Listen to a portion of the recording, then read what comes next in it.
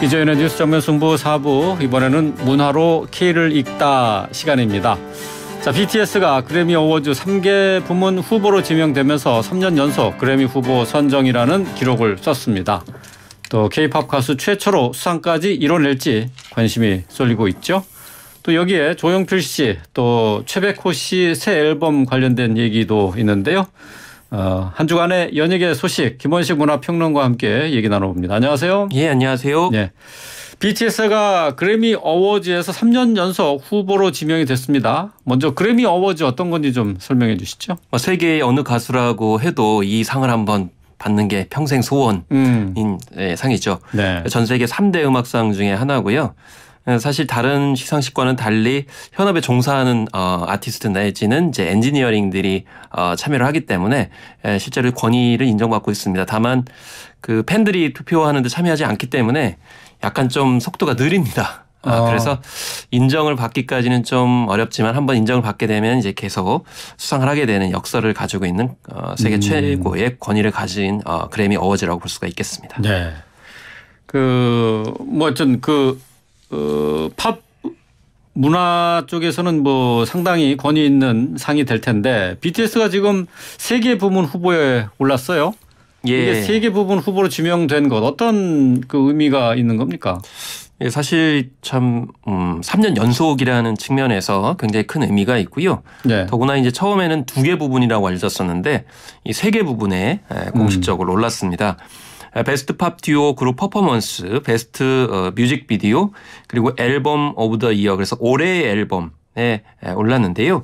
그래서 베스트 팝 듀오 그룹 퍼포먼스는 이게 그 같이 노래 부르는 걸 뜻합니다. 네. 그래서 예를 들면은 A 가수와 B 가수 함께 이제 듀엣으로 뭐 노래를 부르는 것을 이제 생각하실 수가 있겠는데 구체적으로는 콜드플레이의 9집에 마이 유니버스를 방탄소년단과 콜드플레이라고 하는 록밴드가 같이 불렀거든요. 네. 그렇기 때문에 이 베스트 팝 듀오 그룹 퍼포먼스 부분에 해당이 됐고, 그다음에 베스트 뮤직비디오는 최근에 방탄소년단이 발매한 프로프라고 하는 곡의 대표곡이죠. Yet to Come의 뮤직비디오, 이것이 속하게 됐습니다. 그리고 앨범 오브 더 이어 같은 경우에는 이제 올해 앨범인데, 이거는 다시 콜드플레이 9집에 방탄소년단이 참여를 했기 때문에 당연 후보가 올랐습니다. 왜냐하면 콜드플레이 9집이 후보에 올랐기 때문에 그래미의 기준은 거기에 참여한 모든 그런 스텝을 포함해가지고 다 후보에 오르기 때문에 이렇게 3개 부분 후보에 지명이 된 겁니다. 네. 그 3년 연속 일단 후보에 오르게 됐습니다. 2020년 그리고 작년에는 버터 이 노래로 그 후보 경쟁을 했는데 아쉽게 수상하지는 못했어요. 이번에는 수상 가능성 어떻게 보세요? 일단 일전에도 말씀을 드렸습니다만 2020년에 다이너마이트로 베스트 팝 듀오 그룹 퍼포먼스 후보에 올랐고 지난해도 버터로 올랐는데요. 사실 그래미는 한국의 아이돌 그룹의 음악 장르를 포함시킬 수 있는 부분이 사실상 없다고 해도 과언이 아닙니다. 그래서 대개 수상 이력을 보게 되면은 주로 이제 듀엣을 결성해 가지고 유명한 가수들끼리 서로 불렀을 때 이제 상을 받게 되는데, 이번 같은 경우는 이제 베스트 팝 듀오 그룹 퍼포먼스의 콜드플레이라는 영국 록밴드하고 우리 한국의 방탄소년단이 같이 노래 부른 마이 유니버스가 후보가 됐기 때문에 어느 때보다도 이 부분은 수상 가능성이 높지 않을까 이렇게 생각을 해보고 있습니다. 수상 가능성 좀 높을 것으로 보인다? 예, 그렇습니다. 다만 이제 올해 앨범 같은 경우에는 뭐 굉장히 내노라 하는 그런 후보들이 굉장히 많기 때문에 좀 지켜봐야 되겠습니다만은 여기에 뭐 아델을 포함해가지고 비욘세 등이 후보에 올라서 상대적으로 이제 베스트 팝 듀오 그룹 퍼포먼스의 수상 가능성이 좀 더 높다라고 일단 판단을 하고 있습니다. 네. 그런데 지금 BTS의 맏형이죠. 그 진의 입대를 앞두고 이 그래미 어워즈 후보 지명이라서 또 의미가 좀 남다를 것 같아요. 네, 그렇습니다. 이미 진이 이제 입대를 예고하고 있는 그 상황이기 때문에 조만간 군대에 갑니다. 그렇게 되면 사실상 방탄소년단의 완전체 활동은 실제적으로 이제 힘든 상황이 되는 거고요. 그럼 네. 개별적인 활동을 하게 되는데 그런 상황 속에서 방탄소년단의 입지가 좀 약한 거 아니냐 이런 분석들이 나왔고 그렇기 때문에 그래미의 후보에 못 오를 것이다 이렇게 예측을 했었는데 지금 어쨌든 3개 부분에 있어서 이제 후보에 올랐고요. 그렇기 때문에 방탄소년단의 어떤 그 멤버 개별적인 활동에 힘을 더 실어줄 가능성이 높다라는 점 그리고 만약에 이제 베스트 팝 듀오 그룹 퍼포먼스 부분에 수상을 하게 되면은 방탄소년단 활동이 일단 인정을 받은 셈이 되는 것이고요. 또 베스트 뮤직비디오의 후보에 올랐기 때문에 이번도 굉장히 고무적입니다. 그래서 이 케이팝의 기본적인 특징 중에 하나가 뮤직비디오이기 때문에 그런 점에서 방탄소년단이 케이팝의 존재감을 드러냈고 계속 이제 존재감을 갖고 활동할 수 있는 힘을 동력을 줬다고 볼 수가 있겠습니다. 그렇군요. 자, 다음은 가수 조용필 씨의 신곡 발표 소식 살펴보죠. 가왕이라고 부르고 있지 않습니까? 조용필 씨. 9년 만에 신곡 발표 소식을 들고 가요계에 복귀했네요. 예, 그렇습니다. 그래서 18일에 공식적으로 앨범을 이제 발표하겠다 이렇게 얘기를 하고 있는데 앨범이라기보다는 이제 음원 형태로 나온다는 것인데요. 사실 19집이 2013년에 나왔는데 이때 이제 바운스와 헬로가 굉장히 큰 인기를 끌었지 않습니까? 네네. 근데 이제 바운스 같은 경우가 특히나 초등학생도 굉장히 좋아해가지고 조용필 씨가 직접 얘기를 했어요. 초등학생들이 자기를 형이라고 부른다. 근데 이제 예. 바운스라는 뜻이 이제 바운스 그래가지고 이제 심장이 뛰는 모습을 얘기하는데 이 첫사람의 감정 때문에 설레어가지고 뛰는 거거든요.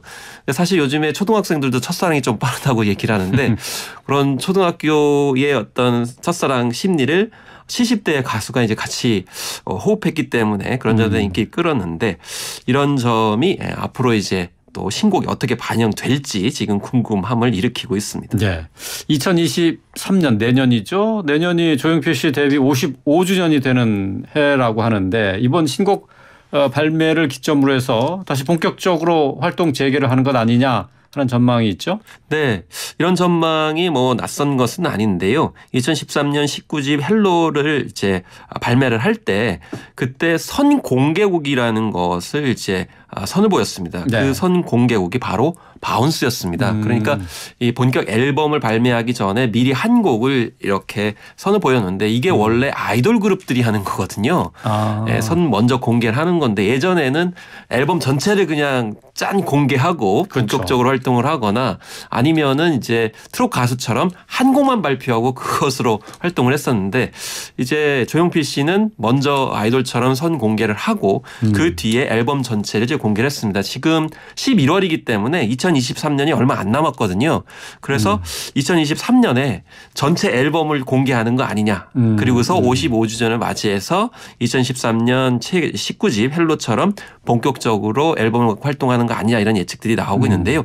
그래서 20집이 과연 2023년 55주년에 나올 것인가 여기에 이제 초점이 맞춰져 있습니다. 네. 얼마 전에 가수 최백호 씨도 기획 음반이라고 해야 되나요? 찰나를 발표를 했어요. 요즘 네. 잘 나가는 후배 가수들과 함께 했다고요. 그렇습니다. 뭐 이제 지코도 있고 그다음에 정미조나 정성환 같은 그런 이제 젊은 가수들과 함께 이제 한 거거든요. 네, 그래서 네.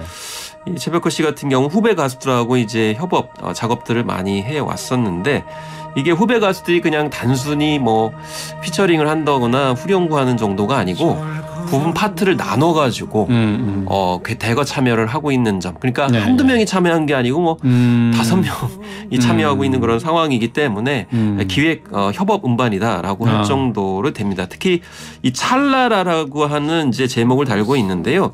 이 인생을 좀 회고해 보니까 그 네. 순간순간이 굉장히 소중했다라는 네, 지금 뭐 점을 저 강조하고 라디오 듣고 있습니다. 계신 분들 네. 들으시겠지만은 정수환 씨하고 같이 부르는 노래 나를 떠나가는 것이 지금 나오고 있는데요.